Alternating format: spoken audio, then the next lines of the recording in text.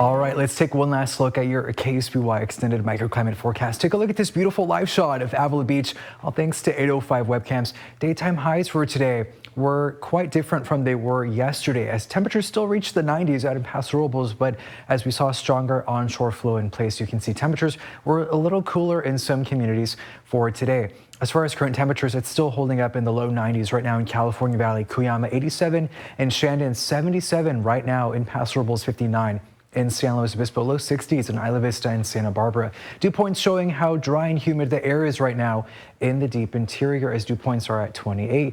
Temperatures within the last 24 hours dropping about 14 degrees. And again, that's because we're seeing a trough of low pressure starting to approach us from the west coast, and we're seeing strong onshore flow in place in this cold front that did move through the region earlier today, and that's still going to be moving on through later on tonight. So that's why we're seeing this cooling trend kicking off today, but we're expecting to see that marine layer showing up in the central coast by tomorrow. So we're expecting to see low clouds and fog moving back into our coast valleys Friday night. We're seeing clear conditions in the forecast for today, and that's going to be the case late Thursday night into Friday morning. But Lompoc could start off quite cloudy as we begin to see that marine layer in place.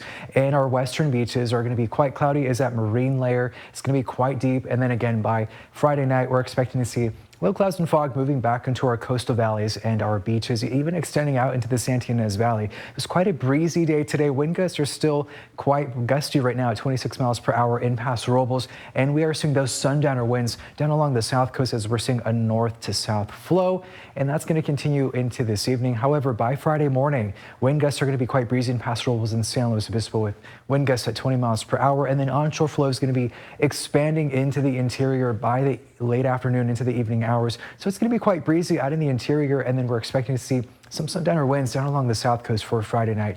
Once again, this is a closer look at what we're expecting to see within the next couple of hours. Wind gusts getting close to 50 miles per hour in Refugio, 40 in Gaviota, but later on tonight, we're expecting to see strong wind gusts as we advance throughout the evening. However, as that advisory comes to an end, wind gusts are expected to be below advisory levels, and that advisory for the south coast ends 3 a.m. on Friday. We do have a small craft advisory in place just offshore of the south coast, and that ends 3 a.m.